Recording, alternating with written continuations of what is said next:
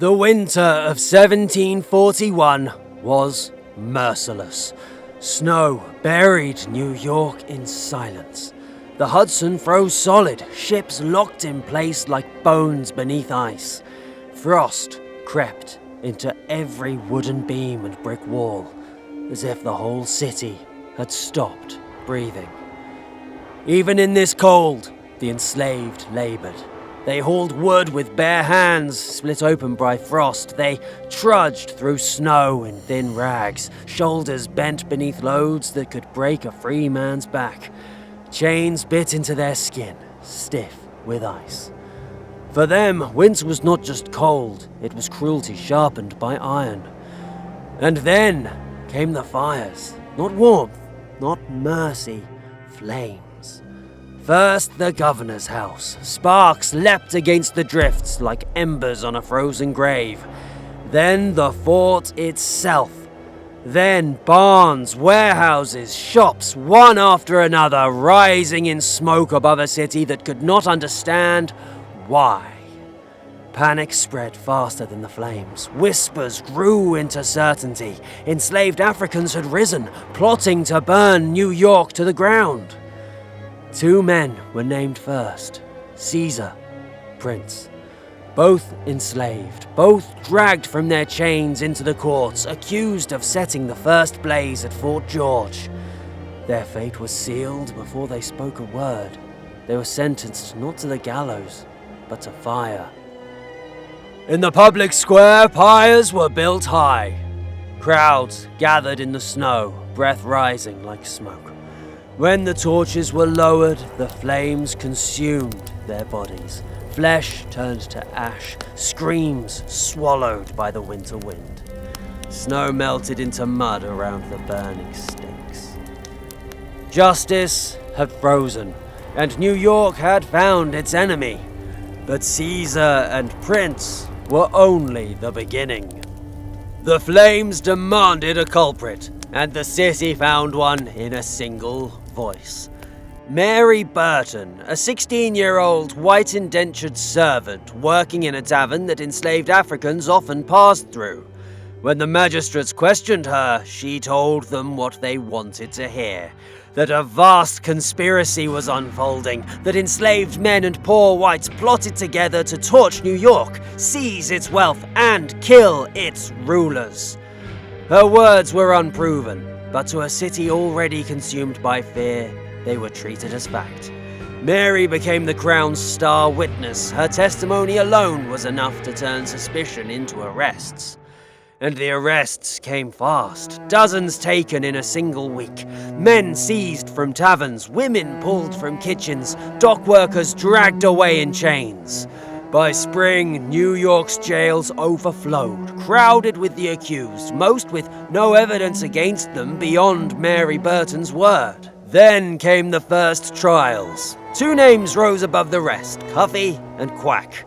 Quack had once been enslaved at the governor's fort. He knew its walls, its corridors, its weaknesses. That alone was enough to mark him as dangerous. Cuffy was accused of setting fires with him. No proof, no witnesses, only suspicion.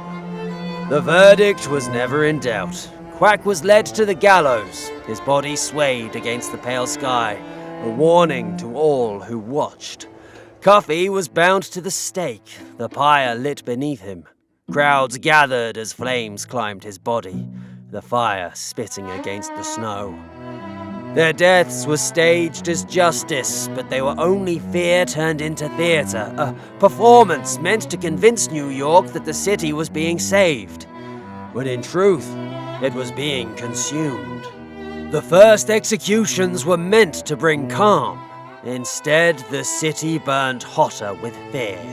Each week, new fires appeared, barns collapsing in sparks, storehouses catching alight, chimneys spitting flame into the winter sky.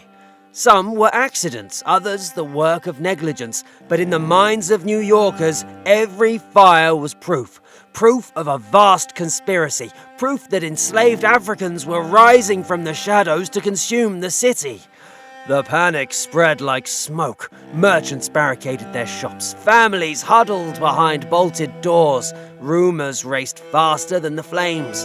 They will strike again. They will kill us in our sleep.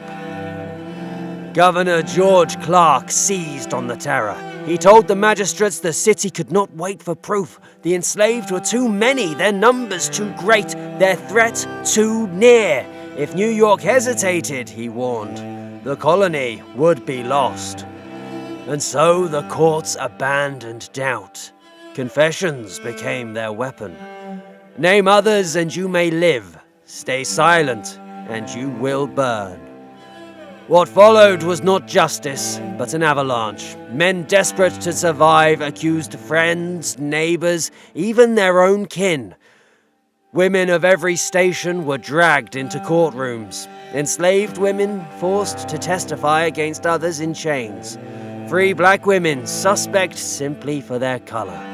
Poor white servants pressed to speak against those they had worked beside in taverns and households. Every powerless voice was bent to serve the panic, and one by one the accused were taken. Pedro burned at the stake. Robin hanged until dead. Jack burned alive, his body reduced to ash before the crowd. Cato hanged, left swaying in the cold wind.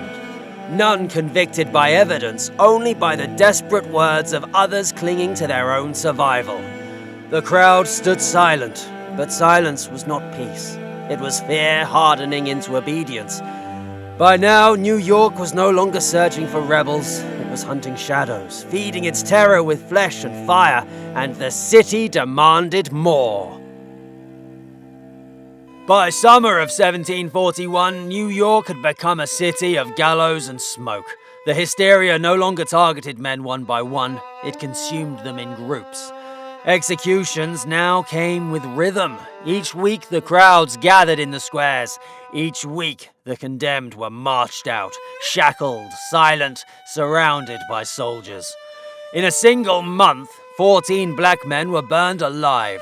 They were dragged into the open, tied to stakes, and set alight as the crowd stood shoulder to shoulder in the snow. Some prayed, voices swallowed by the roar of fire. Others screamed until smoke filled their lungs. Ash drifted on the winter wind, falling over coats and faces until even the spectators looked marked by the deaths they had come to witness. Others met the rope. The hangings grew so frequent that the gallows rarely stood empty. Bodies were left twisting for days, their frozen limbs creaking in the cold, their faces unrecognizable. Children walked past them on their way to market. Merchants did business beneath them. The corpses became part of the city itself. And still, the purge widened. It was no longer only enslaved Africans. Free black men and women were seized and banished, forced onto ships, deported in chains to the Caribbean. Poor white sailors and laborers were accused of conspiring with slaves and hanged as traitors. Irish servants, apprentices, tavern keepers, those who lived closest to the enslaved, were swept up, guilty by proximity. Even freedom, even whiteness, could not guarantee safety once the fire of suspicion caught your name. The toll was staggering. By the end, more than 200 people had been accused. Over 30 black men executed, burned or hanged. At least 70 more deported across the sea. Dozens of poor whites destroyed alongside them.